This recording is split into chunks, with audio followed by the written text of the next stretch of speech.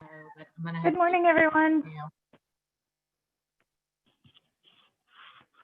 Back and forth of-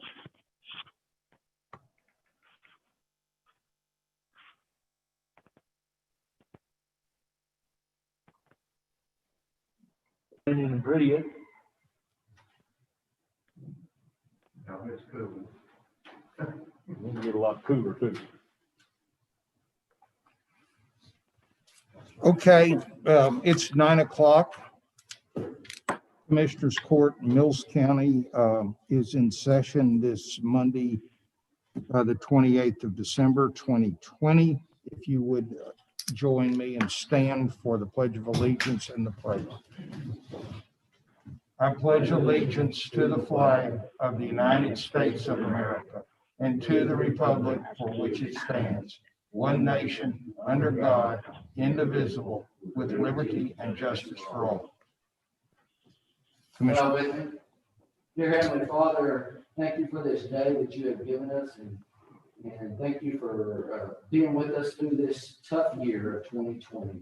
Guide us through our next year of 2021. Guide Commissioner Hall through the rest of his experiences around Mills County. We appreciate everything that he's done for Mills County. Dear Heavenly Father, be with us today as we do the business of Mills County. In Jesus' name we pray. Amen. amen.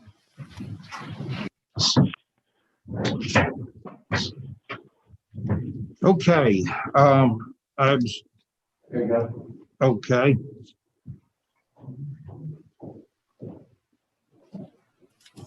Welcome, Judge Ellis. How are you all? Just fine. Thank you for inviting us. Thank you for being here. This is My Miss wife, Mary Jane. So, Mary Jane, we're glad to have you. Ms. Brooks, could you join us up here and bring your camera, and we're going to take a picture? Yes, sir. I'll be up there shortly. Okay. We have all members of the Commissioners Court here. We have a quorum. We have been called to order. So at this point, I'd entertain a motion to recess for a brief ceremony. Is there a motion? I'll make a motion. Recess. I'll second that. All in favor, say aye. Aye. Okay, we are in recess for a moment. I'll turn it over to Commissioner Williams. Well, I don't know what all to say. We're gonna do this and hopefully everybody on YouTube can hear this and see this, but we had a little discussion last Commissioners Court on how to what we should do for Judge Ellis, and then it was kind of a godsend that the community get involved in this. And so we started asking around, and all these people started calling me, Judge Ellis. no. And so, and everybody was, well, I wouldn't say everybody. Most everybody had good stories. But we wanted to get you a gift for all your years of service that you have given Mills County. And I know that a lot of people are sending letters and writing comments to you and stuff like that, but we wanted to be a little more personal on this and for your retirement. And I'm going to say a couple words. Robert, Mike, y'all may have known Judge Ellis a lot longer than me, but I've only been here a few years, and first thing Judge Ellis told me was, "Hey, I remember your granddad." So I don't know if that was a good thing or a bad thing. Usually everybody starts out that conversation. But I'm going to tell you what my granddad told me. That they used to be under, I think it's Bell County or something like that, was under our district. Yes. And they moved it over to Brown County. And Horace Brooks, I can say that because he's dead now, we can make it talk all bad about him. He said that Brown County was corrupt. And they were corrupt until Steve Ellis got in there, and then it started changing. And you were just an assistant DA, so you made a mark on Mills County from a long time ago. So the community has gotten together and gotten a gift, if you would mind coming up here. And kind of something a little special. Everybody that gave something and did something Well, thank you, thank you so much. And then I'm gonna let you look in there and see what it is, because a lot of this court hadn't even seen it, Well, so. and I'm not sure if it's safe. No, it's not safe, so. Oh, my goodness. Nice So- Look wrapping. at this. We wanted to make sure that you wanted something for your retirement. Well, I need to, this is a good thing, because you know, it may come as a shock to you that, but not everybody, likes me. So it's, now that I'm losing a lot of my security, this might be good. I'll train my wife on how to use this. That way she can follow me around. But they say this is the great gun Man, look at that. for the, For the less initiated. anyway, Oh, that's cool. this gun is called the The Judge. judge.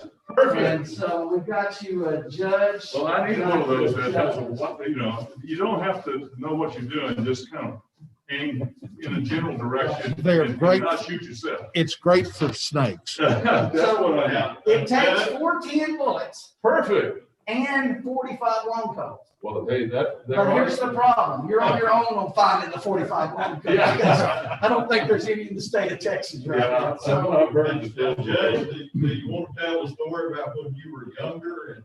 No, No. I don't want to tell any of those stories. Has the statute of limitations run?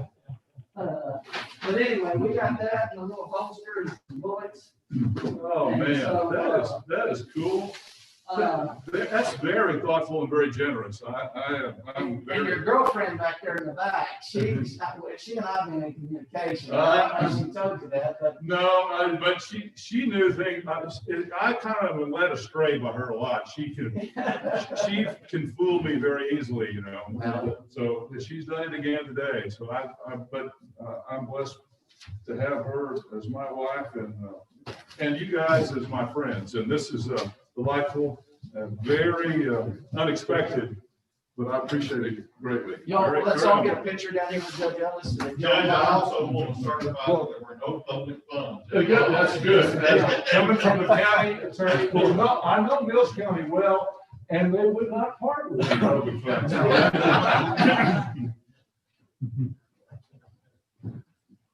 Gerald, get over here, Gerald. Now we all look like, now we need to have those We need to red do one with, bandanas. one With with the that. red bandanas and a big black hat, and then we would all look more appropriate. Look at the tape, we won't have a shot.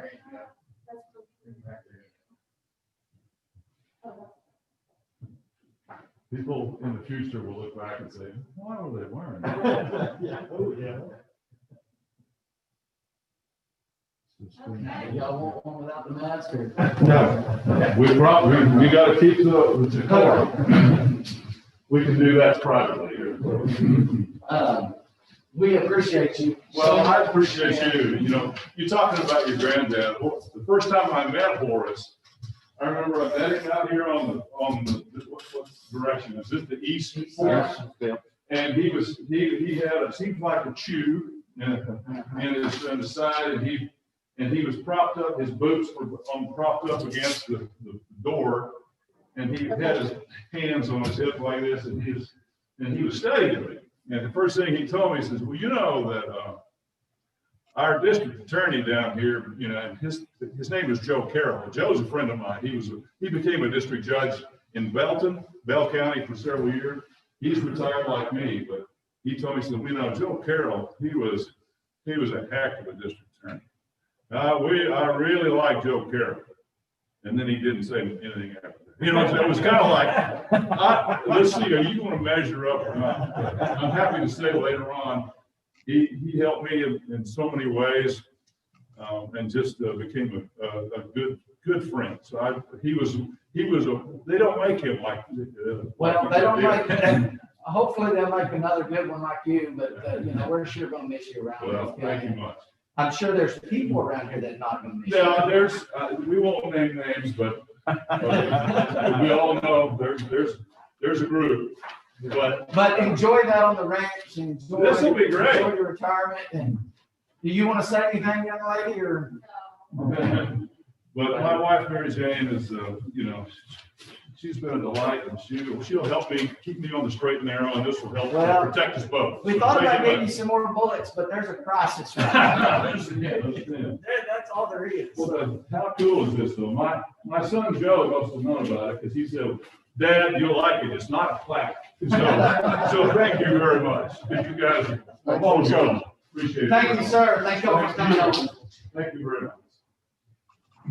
And I've got a trailer to deliver to Ed too, but you guys finish your business. I was gonna say, if you want to just unhook it and leave it there. That's fine. I'll wait till you all finish. I figure you probably don't have a long agenda today, so Well, we'll watch February in action. Thank you very much, one and all. while we're in recess, is there another plaque? Since Yeah, that's somebody- another plaque. This Uh-oh. is, we're gonna really miss this boy. He sat next to me for many years. and so- Yeah, we are. We're gonna miss you. We got a little plaque for you, Robert. And it says, in honor of the service of Mills County as County Commissioner for Precinct 3. Thank you, sir. And I'm gonna shake your hand. I don't care about what. Anyway, there's your little plaque, and you can hang it on the wall, or you can shoot at it. One of the Good two. paperweight. Good paperweight. I appreciate it, and I appreciate the people that I've worked with too. Thank you. Thank you, sir. Thank you for your service.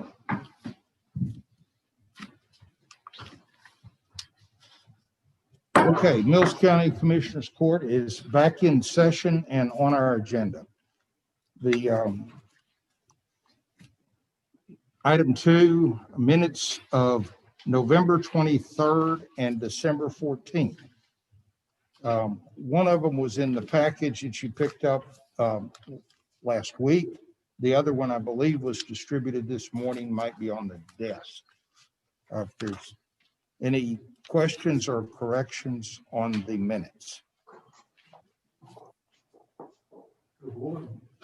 I saw one of the judges on December 14th. This is present in the courtroom and we left Jason on Zoom. He and I were both on Zoom at that meeting. Okay, I'm looking for the spot. Yeah. Okay, so we need to amend the minutes of December 14th to show that Commissioner Williams was present via Zoom, And Gary. and Gary. I'm on. Gary's on. He's on. He's on Okay. minutes. Okay. He's on I minutes. was on there, Jason. I saw. Joyce Trump was here at the beginning, Unless I'm misread. but Okay, Sonia any did other send me a comments text on saying December she's home for a 14th? few days.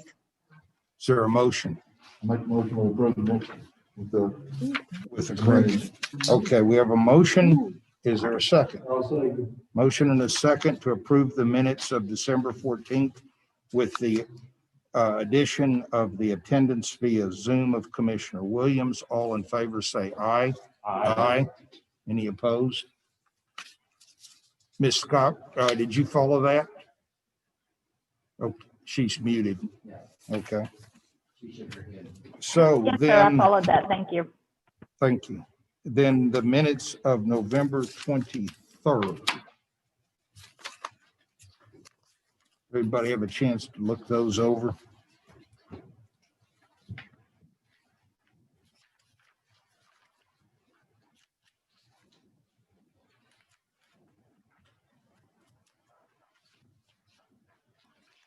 I make a motion that we approve the November 23rd minutes.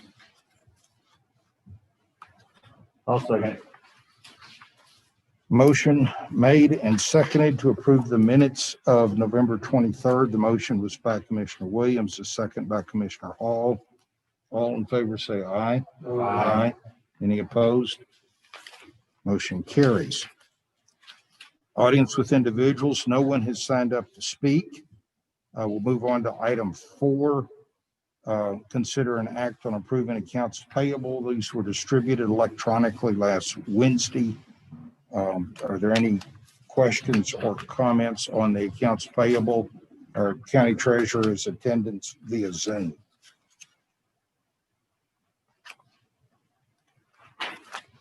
Oh, Mike, on yours, how many yards was that? did you end up getting?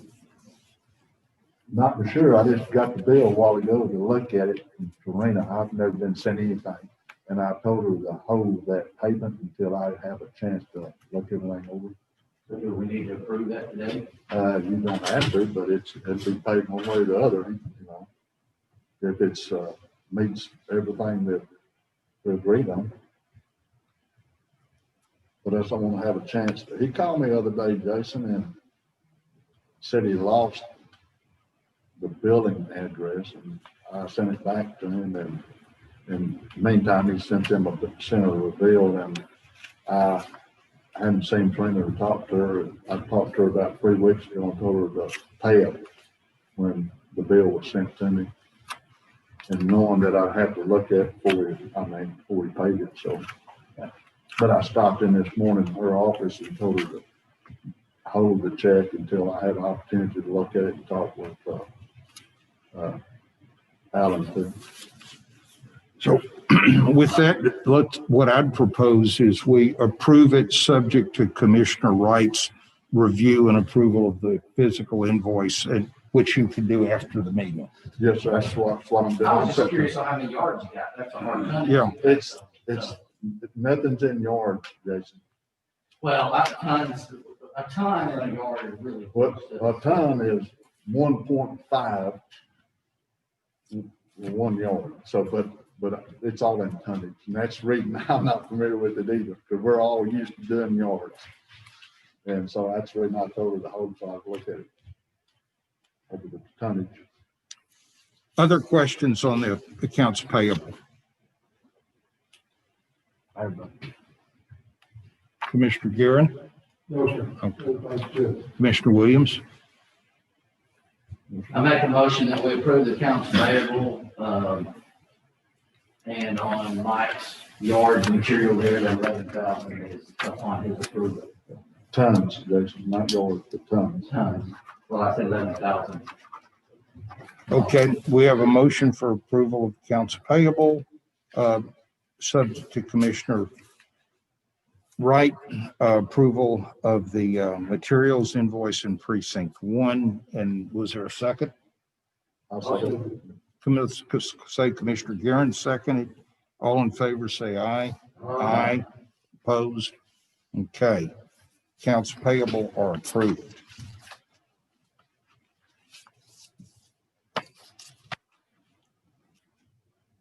Item 5 on the agenda is the approval of surety bonds for elected, re-elected, and newly elected officials. And we have a bonds in the package for County Attorney Gerald Hale, Sheriff Clint Hammond, Commissioner Mike Wright, Commissioner-elect Dale Parton, and the County Tax Assessor Collector Lori King.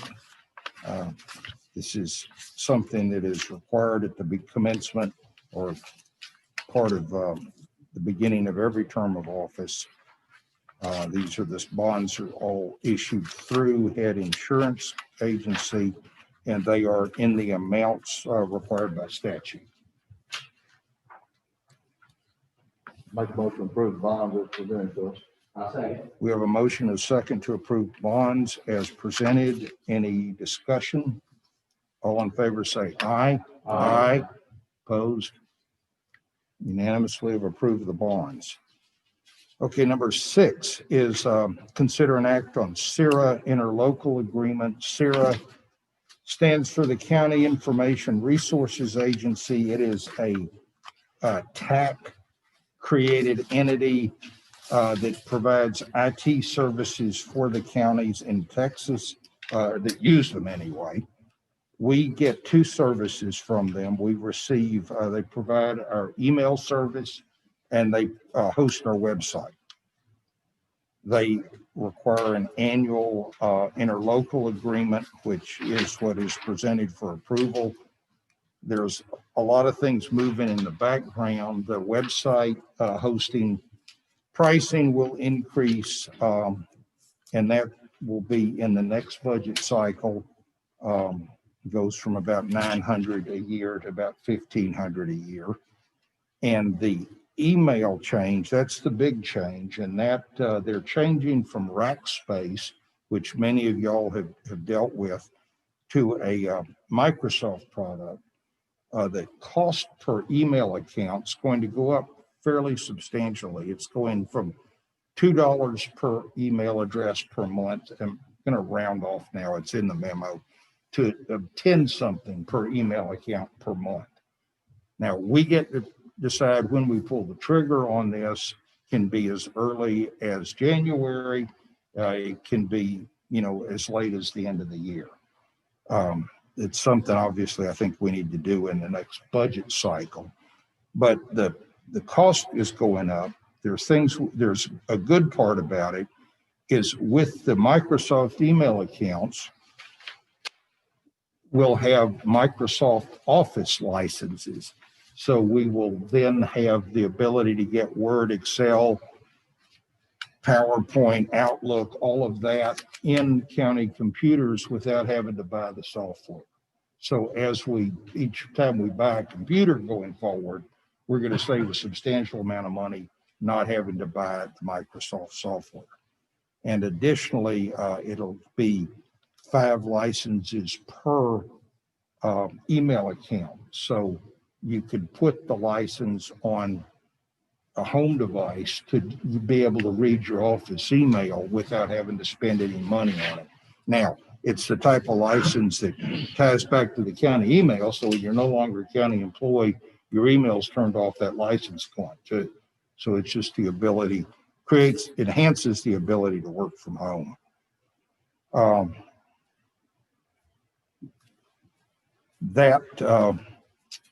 That's their plan. Really, the interlocal agreement is just that we're going to pay for the services we receive from them, and those are the 2 services.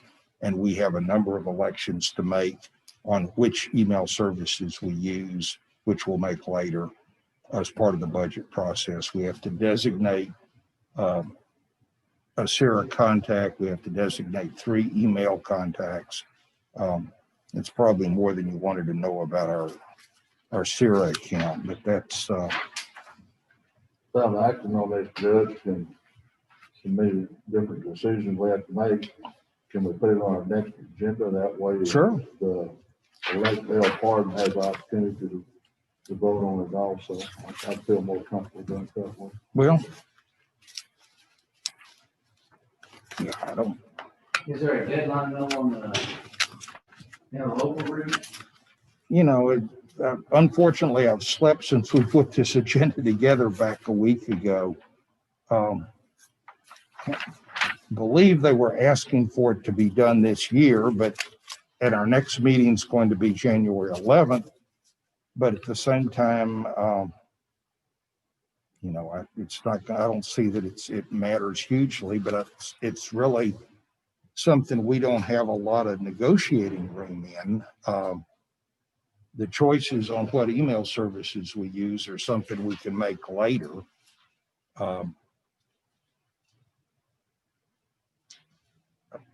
Unless somebody wants to take over the county IT department, I think this is the expedient way to go. That's just a suggestion, doesn't mean we have to whatsoever. If there's more decisions to be made on it, on what we're going to use. Well, but the decisions on what we're going to make are independent of doing the interlocal with them. I mean, we could hold the interlocal hostage until we get all the detailed decisions made. But my recommendation to the court would be that we approve the interlocal, and the decisions that get made will either come back to court or be back in the form of budget, because we obviously can't pay for it until it's budgeted. Is that a motion by you, Judge? I move approval of the CERA interlocal agreement. I'll second it. We have a motion and a second. Any further discussion? All in favor, say aye. Aye. I'm going to abstain. Okay, Commissioner Hall is abstained, and the action is approved. Okay, the next one is considering, it's number 7. It's a contract addendum to the agreement with Government Solutions. Government Solutions provides the services to the county clerk's office. This addendum permits the clerk to use their cloud backup service. So right now, the clerk's records are backed up on the clerk's computer, which is therefore in the clerk's office. This one will let it be backed up to an off-site server operated by Local Government Solutions. There's a cost associated with it. Find that memo. It's in the memo. The clerk has the. I believe it was about the funds- $20. Ms. I believe Scott, it would was you about like to speak to $20. this? $20, she said. Okay, yeah. Can you hear me? It was about Yes, $20. now I can. This will also allow the Brownwood District Office to have better access to the documents, and that is something that they've struggled with in the years past.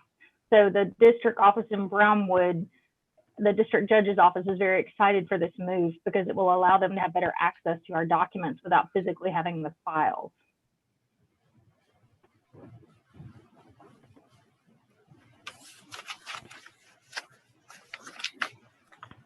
Are there any questions for Ms. Scott on the addendum to the Local Government Solutions contract?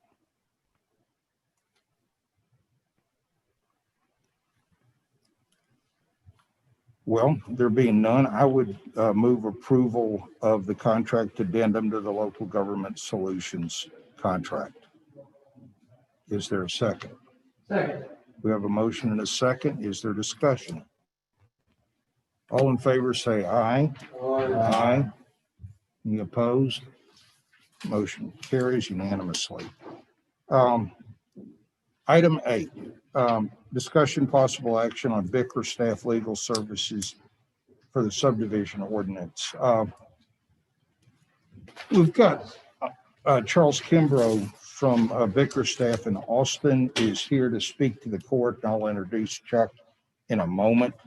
But what specifically requires court action is a resolution that's in your package, and it goes back to the statute that says it's basically an exception to the Competitive Bidding Act for professional services, provided the commissioner's court agrees that it's appropriate in each case. So that is the document that's officially in here for approval.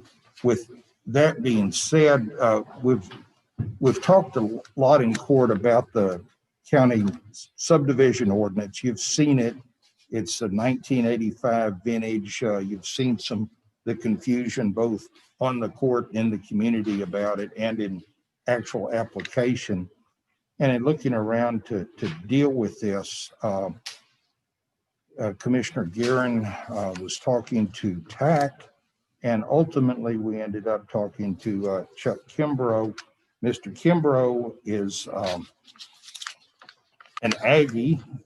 He graduated from A&M in the late 70s with both a business degree and an ag degree, and ended up going to law school in Houston and has worked in small county. He's currently in Austin with a big firm, but for 10 years was the criminal DA in Caldwell County, Texas, and is admitted to practice in front of appellate courts, the U.S. Supreme Court, the Texas Supreme Court. What's significant to me, and he can speak to it, is the work that he's done with small counties on land use. And Mr. Kimbrough, with that probably an adequate introduction, I'd like to turn the floor over to you. And if you've got the portable microphone. You can just sit there, or you can stand up here, or you can move up to this desk.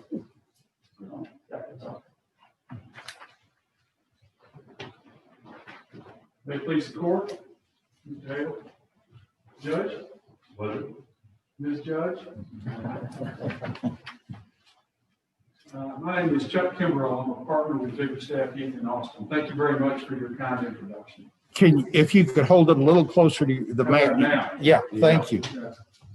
Thank you for your kind introduction, and thank you for considering our law firm to perhaps be your lawyers on a matter. When I was contacted by the county judge in November, we talked a bit about subdivision and other development regulations like septic and floodplain management, manufactured home rental community regulation. And I told him about my experience. I've been licensed since 1981.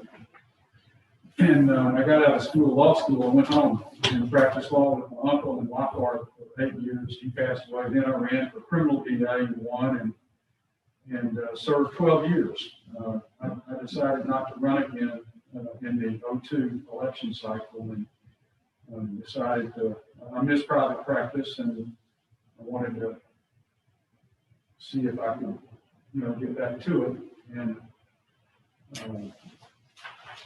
John with Bickerstaff, January 1st of 2003, and been a partner for a number of years. And my practice experience is really broad-based in terms of the different types of local governments that I represent, just like our firm is. We're about 80% of local government law firm. We represent local governments all across the state, not just counties, cities, school districts, colleges, universities, special districts, like groundwater conservation districts and things like that, river authorities.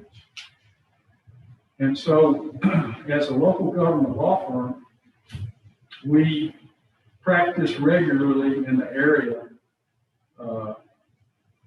in the areas of business that you see every day when you convene the Commissioners Court of Mills County. And so when we were talking, the judge and I, about the land regulation, development regulation matters, I suggested an alternative engagement agreement rather than just being considered to be hired on one thing. We have this thing we call the General Services Agreement for counties, and it's really worked well for small counties. And I gave the county judge some examples of some smaller counties that we had, we call them GSAs. And so what I did yesterday was, you probably have it in the packet, but what I did, I put the cover letter, the vote order with the engagement agreement attached, and then two forms on the back. One form is called Form 1295, and you have to file with the Texas Ethics Commission, and then Chapter 176 conflicts disclosure statement. And then I stuck a staple in the packet, and I put red stickers on it. Y'all have the red sticker package? No. Mr. Hale, I don't think you do. Can I approach you with the county attorney? Yes, Judge, was that in some of the stuff you sent me? yes, it was. I got it. I sent that to the county I brought it attorney. to you, so. The commissioners, And it's Christmas. It's good to know you. Okay. So, the first thing I want to do is talk to you about the proposed general services. In the cover letter, sort of summarizes it. But it's a non-exclusive agreement. We understand that you use probably a variety of lawyers from time to time for your civil law. It's non-exclusive, and it's only on an as-needed basis. We'll go into the menu of professional practice areas that are covered with proposed engagement agreement in a moment. They're summarized on the first page of the packet, the cover letter. And the land development regulation issue, the practice area is on there. But there's no minimum fees, there's no retainer. We don't think legally that the local government can be charged a retainer agreement. It's a deal where you hire the law firm for a group of services. Mr. Mr. Kimbrough, first of all, the entire package you're talking about is not in front of each of our commissioners. it's, Just the one he gave us this morning. okay. I understand that that's what your firm likes to work with. And I understand how it can be made to work, but Mills County does not need to have, in my view, we're not a big user of legal services. I've been on the court for about 2 years, and in that time, we have not used anything outside of the county attorney. So my interest would be to use your general services agreement to engage, hypothetically, your firm, for assistance in the update of our land use ordinances. I would not be comfortable asking the court to give us a blank check to do anything else. There's no blank check. I understand that. We had general Yeah. services agreements where we. Right. I just wanted to be clear with you that our interest is specifically and only if this, we understand your firm has a broad background of knowledge and capabilities, but we have a really targeted interest in land use. And that's what's leading us to talk to you about what your firm can do for us in that area. I understand. Okay, proceed. I'm sorry. Any questions about the proposal? Just move ahead. Well, I mean, I'd like to hear, and I think the court would, on what you have done for other small counties on the land use side, and with some examples, if you could. I've represented a number of smaller counties since I've been at Bickerstaff, and then when I was the criminal district attorney at home for 12 years, and really before that, when I was in private practice helping the county and the school district, I began to become familiar with the subdivision regulation changes. For the past quarter of a century, the legislature has begun to open up, ease up, give counties more authority to regulate land in the unincorporated areas. But specifically small counties, this morning I mentioned off record Glasscock County and McMullen County. Now, those are Glasscock County, the county seats Garden City, which is not an incorporated municipality. There's no city, incorporated city in Glasscock County. McMullen County down in South Texas. Tilden is the county seat. Again, there's no incorporated municipality there either. Those are two very small counties which have unique growth issues because of the Permian Basin oil business with Glasscock County and the Eagle Ford Shale down in McMullen County. Tilden is to the west of Live Oak County, west of George West, over by Choke Canyon Lake, going west towards LaSalle County, towards Catula. You know what Glasscock or Garden City is. So those are two pretty good examples. Now, very recently, within the past year and a half or so, I did some subdivision and manufactured home rental community work for two different counties in two different parts of the states. One of them is Gaines County, county seat is Seminole, bordering New Mexico, just to the east of Hobbs, New Mexico, southwest of Lubbock. Again, larger than Mills County, but not exactly the size of Comal or Hayes or, the I-35 freeway. And the second county would be DeWitt County. Cuero is the county seat. South east a little bit of San Antonio, north of Victoria. Those projects were going at the same time. The people in Gaines County were getting run over by colonial subdivision development in the unincorporated area because of the oil and gas play in eastern New Mexico and western Texas And there being a shortage of places where people could live. DeWitt County experiencing some of the same growth patterns because of the Eagleford Shale. DeWitt is on the north end of the Eagleford Shale play.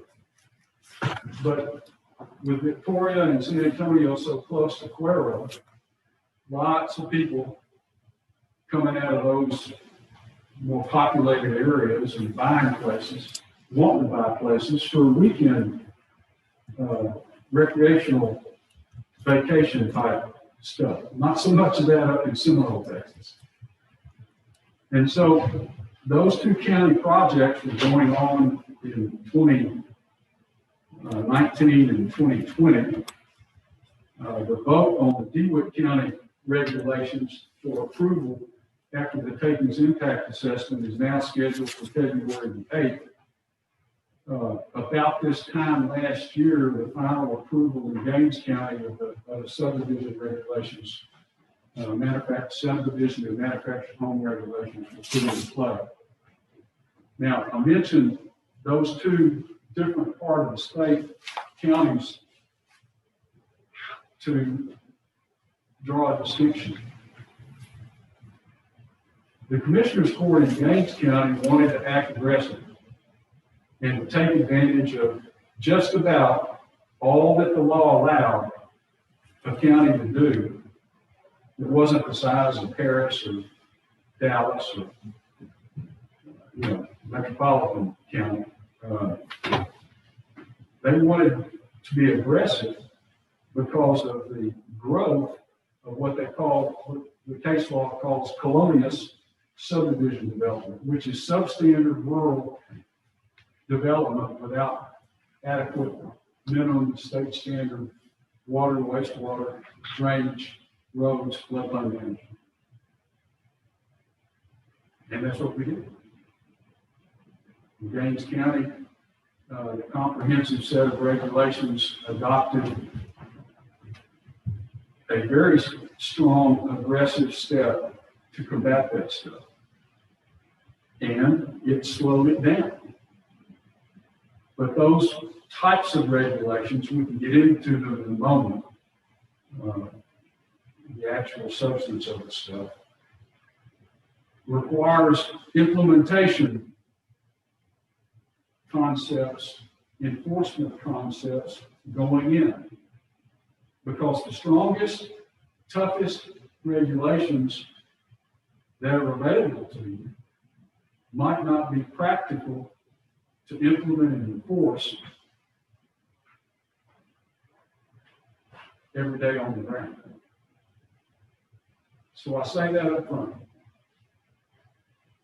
In the past quarter century, and I've been watching it, it's been a significant part of my practice experience, even when I was a criminal DA in my home county, and particularly in 18, however many years I've been a partner with Bickerstaff. The toughest rule on the books maybe is not the best choice if you cannot implement and enforce it. DeWitt County understood that. And so their regulations that are proposed for consideration of adoption on February the 8th are a lot stronger,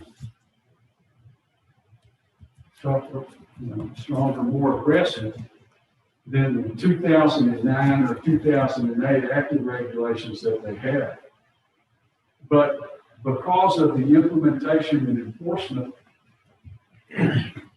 issues, and because of their natural conservatism, I've represented those folks for years now, and they're like y'all are. They're real conservative about what they do and how much money they can spend on things.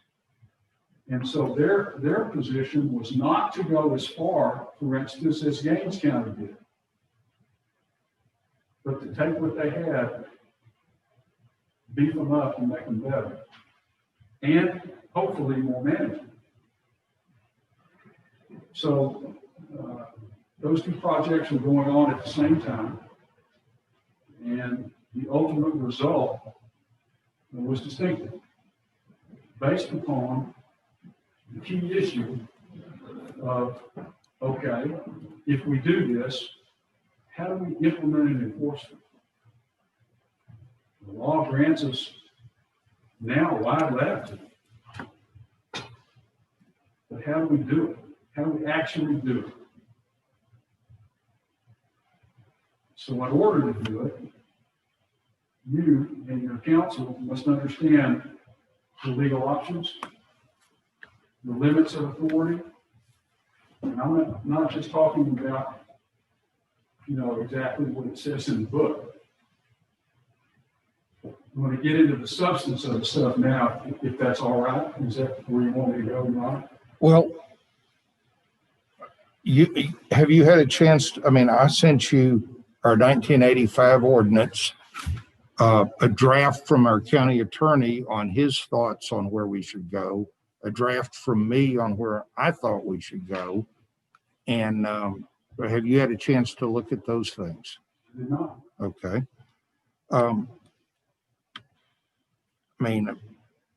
I'll let the court ask what they wish, but my primary interest was, is this bigger than a bread box? A bread, I guess I'm looking for an estimate. So I know you bill by the hour, they agree. Yeah. So what you've done work for 2 counties, you've mentioned them. Can you give us an idea of between X and Y, what the legal bill ended up in those 2 situations?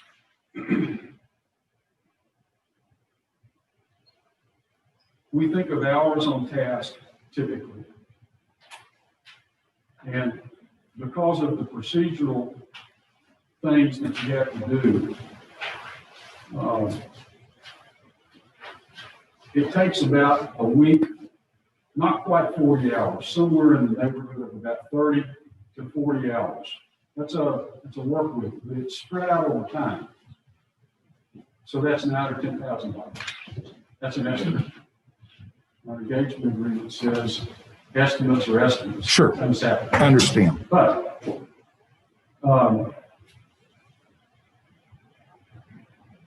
to take what a county has,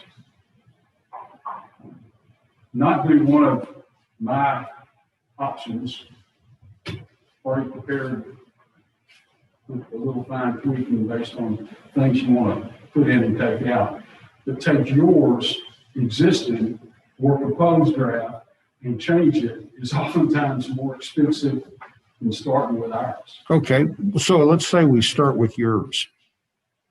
Are you still talking $9,000 or $10,000 a week's worth of work? Probably not. Probably not. What are you? Haven't seen them, can't give you the estimate. But I will say this. The fewer times the lawyer has to appear in front of you, it's cheaper. Hence, Zoom or go to meetings or whatever the video conferencing solution that you have.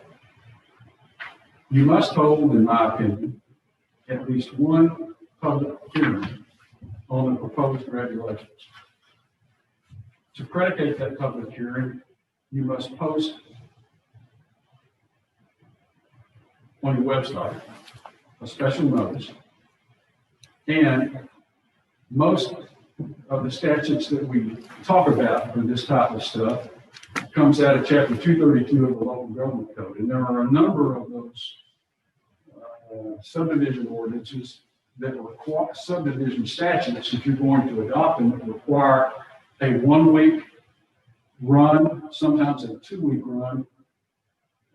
When I say run, I'm talking about 2 weeks ahead of time or 1 week ahead of time before the public hearing. And so typically you just put a notice in the newspaper 2 weeks before your public hearing. All right. So there's some newspaper costs, which around here would not be very expensive.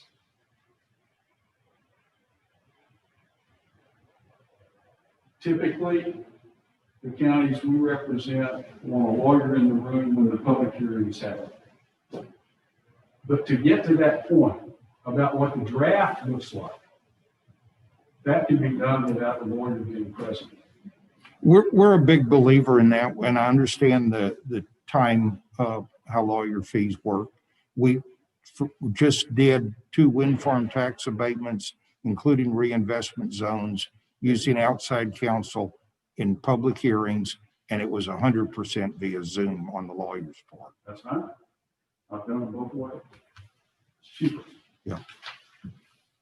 The next thing that you must consider doing, and I recommend it, is doing a takings impact assessment procedure under Chapter 2007 of the Government Code, the Texas Real Property Rights Preservation Act. Typically, the takings impact assessment agenda item occurs the same day as the public hearing, right below the public hearing agenda item. A takings impact assessment is a document that you vote on.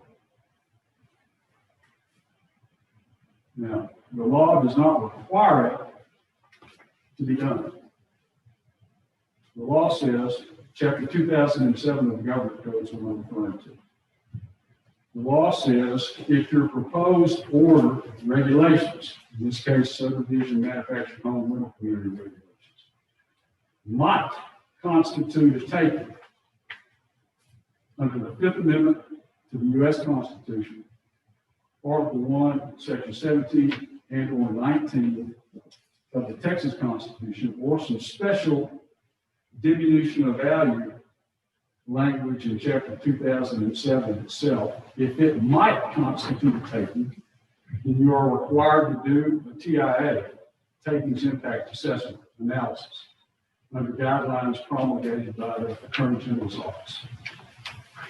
Well, the land use regulations, subdivision regulations, the law allows you to do, but we always recommend to do the TIA procedure. There are certain exemptions in the TIA document that the lawyers prepare and you consider and approve if you agree with it, is an analysis of what the regulations do, what they don't do, whether there are any exemptions, and finally, whether there's a determination made of a no impact, And typically, because of the exemptions involved and the statutory authority that we're using to promulgate these regulations, the assessment is negative. Once that document, it's a vote order with the TIA attached. Once it's voted on and approved, it goes into the minutes. A summary, a special summary of that TIA finding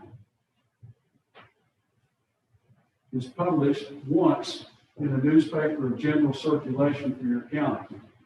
And the law says that once that TIA newspaper notice is published, you have to wait 30 days before you can set up the vote on the regs, on the subdivision regulations for approval. So when you build in the time to figure out what the draft looks like to get to the public hearing, and then you add, with the 2-week newspaper publication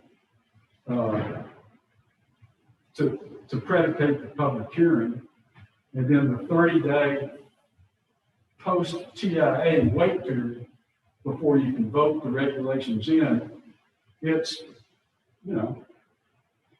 2 months going fast. Most of the time it's 90 days, somewhere around 90 days from a procedural standpoint to get the work completed.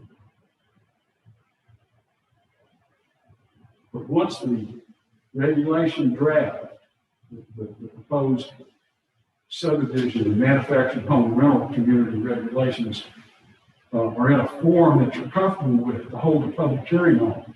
And once the takings impact assessment document is prepared and ready for consideration, there's not much lawyering after that.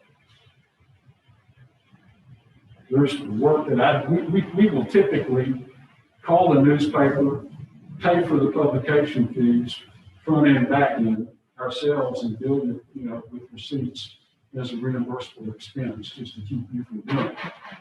Our counties like us to do that, and you see the publication, the newspaper bill on the receipt. But if you want to handle the publication stuff yourself, you can certainly do it. So 60 to 90 day lead procedurally is my experience. But the key is, what do you want to say in the regulations? And to get to that point, you must have a discussion of what is available. Background.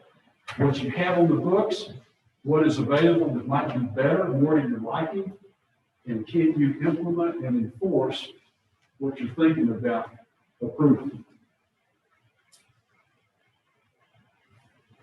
That's a thumbnail sketch of that.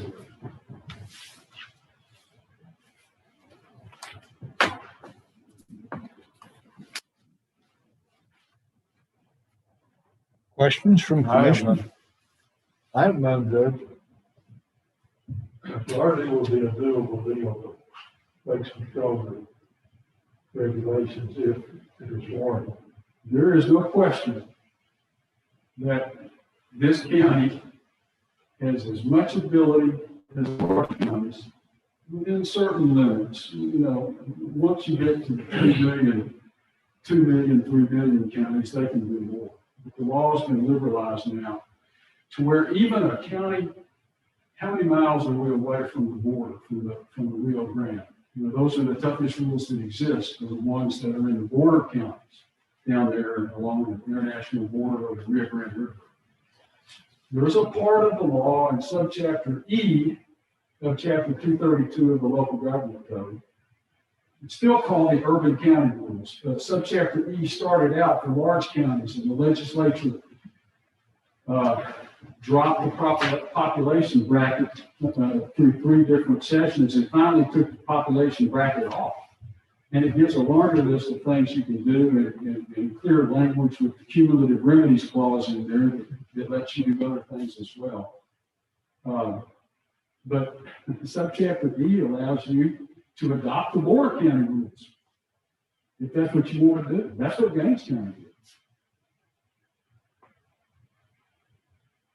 Chapter E, subchapter E lets you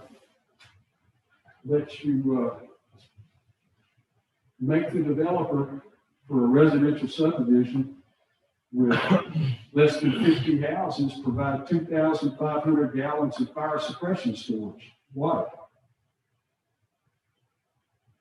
So long as there's not a state certified fire hydrant system in play on that development, and that doesn't happen in your area very often. It doesn't say, and sometimes 5,000 gallons if the development's bigger. It doesn't say where the water has to be, whether it's a big tank, whether it's underground, whether it's above ground, or metal tanks. It doesn't say. But you can do that. You can adopt the utility connection rules that apply to the border counties. You can adopt groundwater certification requirements for any subdivision, commercial, residential, or mixed, where a developer, in order to get a plat approved, must have a Texas engineer or geoscientist certified and attach the certification document to the plat that says there's enough water underneath the ground to service that subdivision if private water wells are going to be contemplated. Is it possible to do that with groundwater? That's been one of my concerns, because we don't have water everywhere. Now, I will, you pronounce your last name Guerin, correct? Certainly. Last name is pronounced Guerin? Yes, Mr. Guerin. The statute says you can make them say whether the water's down there or not. If the certificate by the geoscientist or engineer says the water's not down there, that's what the certificate says, and it's attached to the plat. Anybody can read it. It doesn't say that you can disapprove the plat because there's not enough water down there. Now, you use the other rules, the border rules, and that makes it a lot more difficult. Those rules require the developer to build it or bond it, basically. And I believe the subchapter B provisions also allow a county to say, all right, you want to have private water wells, private septic systems, okay. But every water well that goes in has to be in compliance with the local groundwater conservation district rules and be compliant with minimum state standards. Now, those private water wells aren't built yet when the plat is approved, but the plat will say that. You want private OSSF, on-site sewage facility, septic, have the regulations say, yeah, you can do that, provided that every septic system will comply with the Mills County septic regulations that I believe have been approved by TSEC. The county's probably an agent for TSEC, we've already enforced it. Yes.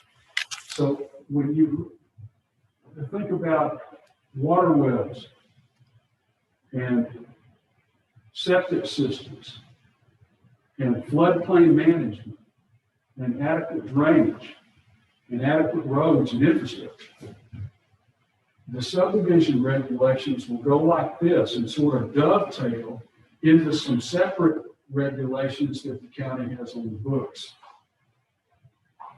It's a, Warrior once said, it's a holistic way of looking to regulate land development in unincorporated areas to prevent substandard development in the interest of public safety, health, welfare, and orderly development of the unincorporated area. That's almost a direct quote from some of the language in subchapter E. So yes, sir, the options are out there. The question becomes, how are you going to do it? Mr. Hale, this is an invitation for you to participate in this discussion anytime you want to. Let me first of all back up to the very issue that's before the court, which is the general service agreement, and understand what Mr. Kimbrough is saying. What he is submitting to the court is an employment contract, a general employment contract that doesn't have a particular issue, so that once this agreement is entered into between the county and the law firm, if there's any other issues down the road, and I'm not trying to put words in your mouth, correct me if I'm not. No, you're doing good. Saying this correctly. If there's another issue, I hate to say down the road, but in the future, that the county needs to call on this law firm, they don't have to go through and do this again. It's already in place. You just get on the phone and say, I need some help with this particular issue. Can you come take care of it? As opposed to a specific employment contract where you hire a lawyer to represent you in your DWI case. That would be a specific issue, and once that case is over, that employment contract is terminated. I mean, I understand the advantage to a general services agreement in that it once you have it in place, it's in place until either side decides they want to terminate. It means that I think I told you this aside, Judge Smith. There were 3 counties out in West Texas who got busy with subdivision, floodplain management, and septic work 5 or 10 years ago. Sterling County, Glasscock County, Howard County. Sterling City, Garden City, Big Spring. The lead judge out there at the time was Ralph Sides. Anybody ever remember Judge Ralph Sides, the county judge in Sterling City? No. He was a leader in county government. And he heard about this general services agreement, and he wanted me to come talk with Judge Hoffman and Judge Barr, Glasscock and Howard County, respectively, county judges, and talk about it. And so we ended up doing it, and they all wanted the same thing, basically. Howard County, because of Big Spring, was a little bit different. During the presentation to the Sterling County Commissioners Court, Judge Sides said, Kimbrough, this general services agreement, it's really a scratch where it itches deal, right? I said, yes, that's it. You've hired us for a menu of options if you need us on anything, maybe. It means we don't have to come back to court every time and get hired on separate engagement matters. We can certainly do that. We want it to be how you want it. But this has worked. It's not exclusive. We have some GSA counties I don't hear from maybe once a year. I got other ones that we hear from multiple times a month. Employment law, open government stuff, land use regulation, all the stuff that you see in that large paragraph on exhibit A, scope of services. The rates, $300 an hour for the lawyers, $160 for the paralegals and specialists. And when I say specialists, we're talking about we have some voting rights specialists, and we also have some GIS specialists. But again, you're not obligated ever to pick up the phone and call. When we start doing work on a matter, yeah, that's when you receive the bill, but not until you tell us there's something that you want us to work on. It's the menu of options that we think are going to hold you in good stead when you do this. And do this, and we're the lawyers that you want to work on, because it's not exclusive. Let me add now that, I think you understand the difference between this and the specific contract. Whether you decide to enter into this contract with this law firm is a policy decision that I'm not going to advise you on. Y'all all know my position on that. I try not to get advice on policy issues. I have reviewed the employment contract, and I don't have any problem with the terms of the employment contract. I can tell that before. Whether or not you want to enter into that contract is a policy decision, and I'm not going to express an opinion on it. If you get back to the substance of the whole issue on subdivision regulation, I think that's something that the court is going to have to decide too, whether this law firm is employed or not. And Mr. Kimbrough, I think, has very well described all the various ways that the county can regulate subdivision and land use. I don't know if this court wants to do that or not. Again, that's a policy issue. It's one thing to talk about physically dividing up a piece of ground into tracts and constructing roads and utilities. It's another issue altogether to start talking about telling somebody what they can and cannot do with their land. And again, that's a policy issue that I'm not going to have an opinion on. There are lots of alternatives and different things that you obviously can do. Just for an example, water availability. We've all lived around here for a long time. We know where there's water and where there's not. I don't need a water engineer to go out and tell me you can't drill a well out in West Martha County. And maybe you want to put that certificate on the plan. I don't know. Again, that's a policy issue. And I'm not going to advise you on that. To me, hiring a lawyer is a lot like getting married. It can be even more expensive sometimes. And I appreciate Mr. Kimbrough's references and the time he spent to come talk to us and a very detailed background.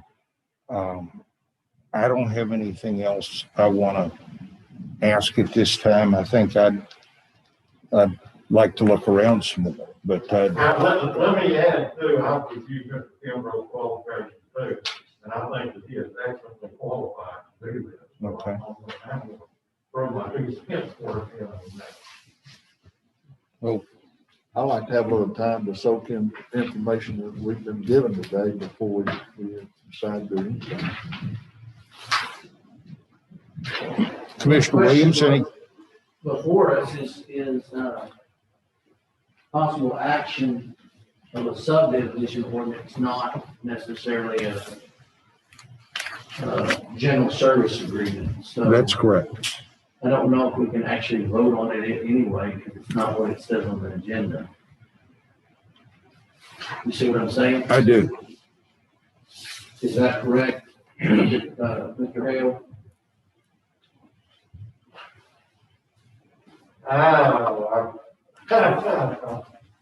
That's correct. I don't think we need to get that picky. I mean, unless the majority of the court feels otherwise, I would move to table. I'm gonna tell you, I'm gonna say this, I like the idea of the general service agreement. Okay. But I don't have a problem sitting here studying it and reading some more and all that. Well, I mean, if you want to move approval, But, go ahead.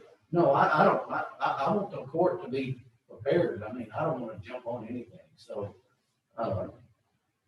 But I do, I mean, never considered it, and so this is an eye-opening thing to do that.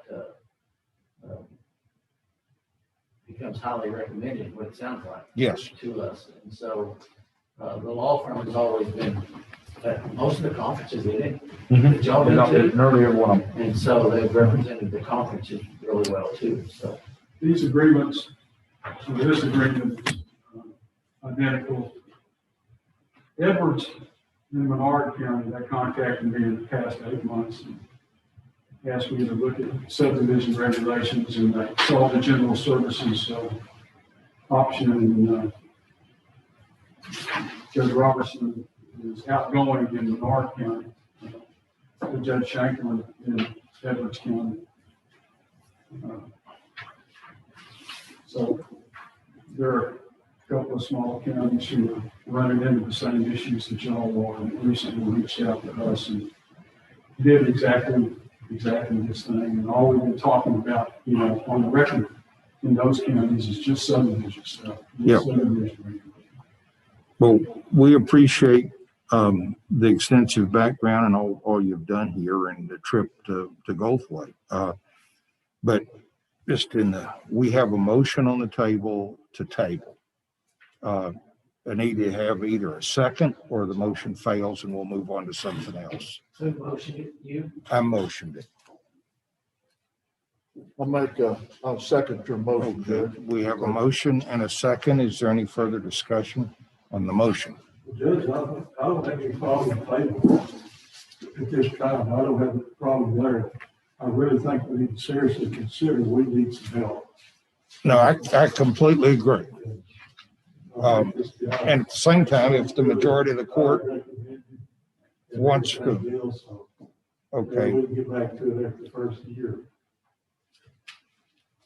okay, well, let's vote then. If the motion fails, we can vote to approve it. If we want to go that way, but my motion was to table. All in favor, say aye. Aye. Okay, the matter's tabled. Chuck, thank you very much for coming. Enjoyed meeting all of you. Thank you. We will be in touch. No. Can I step outside? Yes, I'll let you do that. I just want to do it the way you do it for you. Got another county who's having a meeting and all of I can get excused. Certainly. And of course, let me get back to my agenda. Okay, commissioners' requests and reports. Commissioner Wright? We've been bringing our equipment into the precinct barn. We've been doing inventory here at the end of the year. My hands have been taking time off, getting their vacation time all used up before the first of the year. And we've been busy maintaining some of the roads. Question I have is on the swearing in of our officials. I guess we need to discuss that because the first, I don't know when we're gonna do that, so I just want to throw that on. The Okay, table. yeah, I'm going to address it in the judge's report. All right, And we can sounds talk good. about it then. That's all I have. Jeff. Okay. Commissioner Guerin? We've been cutting brush and haul material. About it with the holiday. Commissioner Holm?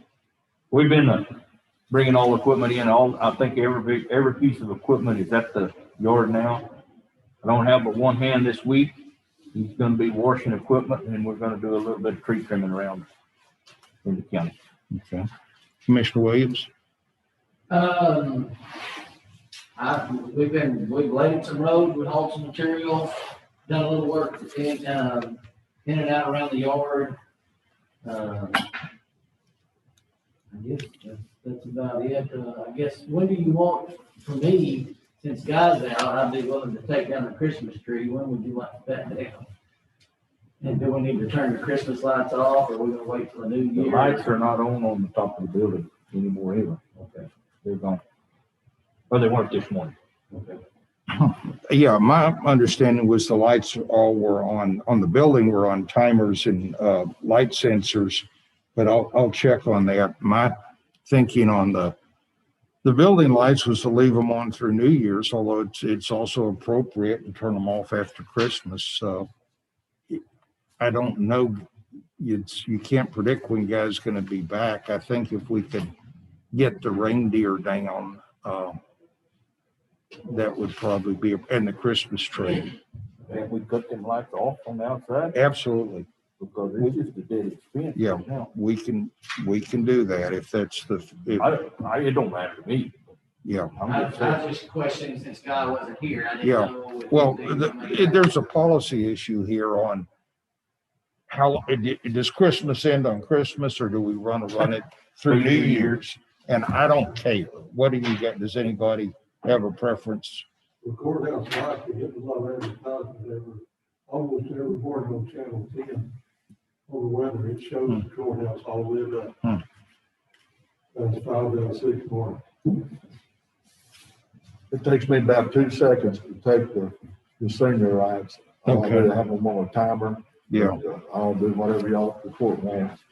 Jason, what do you think? We can leave the lights on in the courthouse and go ahead and take the tree and all the ornaments and all the trees down outside if we want. Go ahead and start Yeah, that. well, let's do that and unplug the community center. Okay, what else? We installed a handrail on the back of the senior center steps last week. Was the last item on the compliance list? That was the only thing that was not done on that compliance list back in 2017. Okay, We do not need to repaint handicap parking places in front of the community center in the street, since we don't have the upright poles. We do have them, but again, like what Mike said and what Mr. Tarkin said, that grade of the street is too great. So if we want to put anything up, Mr. Tarpley recommended that we just put up a post that says reserved parking. You don't say handicap or anything, just say reserved parking for the senior center. And we can do that if the court wants to. So, I mean, but we can do that down the road. So, but to be compliant, the handrails put up, it was not painted, guy's gonna paint it, he's gonna get it painted, but the handrail is constructed and put up. okay. Okay, that's it. Judge's report, we got a COVID problem. It's continuing to expand in the county and the courthouse. The guy's been out, the custodian, since sometime last week. Talked to his wife yesterday. He's getting worse, not better. So what we may, we're going to have to do our own house cleaning around here for a while. And appreciate that on the Christmas tree. The clerk's office is affected. There's nobody down there as we speak. The clerk is being the recording for the Commissioners Court through Zoom pursuant to the Governor's Emergency Act. But the clerk's office itself is unmanned and closed. Gerald, you and I, and maybe Sonia need to confer on how we deal with this, but there's just nobody there. And that's, last week before last, I think it was the JP's office. This is going around. I'm trying to keep it out of my office and hopefully out of y'all's offices, but we're just having to deal with it. And with regard to the new officials taking office, I've committed to Commissioner-elect Parkin that I would swear him in on the 1st. Everybody else, if you want to do it on the 1st, we can. But under the law, you are in office until you're replaced, until the next one.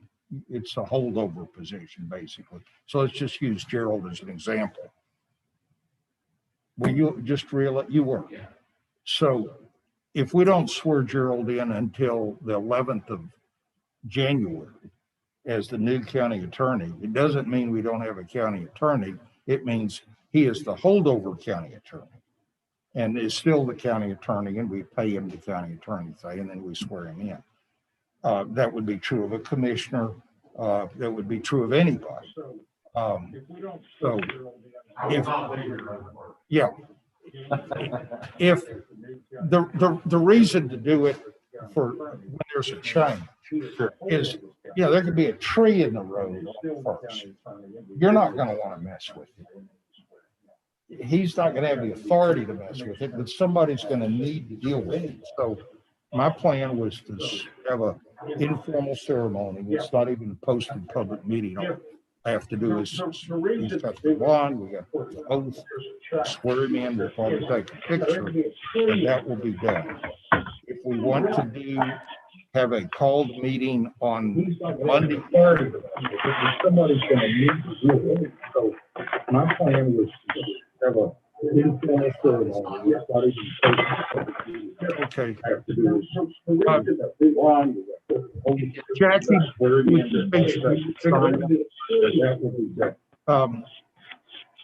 okay, so if we want to have a call. Judge, can you hear me? Hello? Yes, we can hear you. Okay, if we want to have a call, do you guys that have just been reelected? Okay, so if we want to have a call. Judge, can you hear me? Yes. Yes, we can hear you. Joy is actually in the office, but she is open only by appointment. Okay, if we want to have a, so you guys will have the appropriate signage and people can do business that has to be done. Judge, can you hear me? Yes. Yes, we can hear you. Joy is actually in the office, but she is open only by appointment. No, we don't, as long as we don't, although it's safer to post it, because if we have 3 or more members of the Yes, court, that is correct. yeah, we could get down the loophole. We're not going to discuss county business. I can swear Mike in and make him swear not to talk county business. And then it's okay if you want to come watch, and there we go. So, yeah. Yes, that is correct. Let's just say this. I'll be here Monday on the loophole. Anybody that wants to get this in, they will still do the 1st. And then it's okay. I forget what day Monday is. Come get me, and we will come up here and do a photo. 9 o'clock. Yeah. Mr. Parker, you may. I'll give you a buddy on replay, and everybody that wants to get this, and you're not in like, regular school business. And then it's okay, I forget what day Bundy is. I'm guessing we will come up here and do it. I'd rather do it the first day. I mean, it's probably insurance, but if something goes wrong, you need to be able to deal with it. So now what time the first is up to you, but let's do it the first. Okay. Okay, well, that's all I have. Is there a motion for adjournment? So moved. Motion, a second. All in favor, say aye. Aye. Meeting adjourned.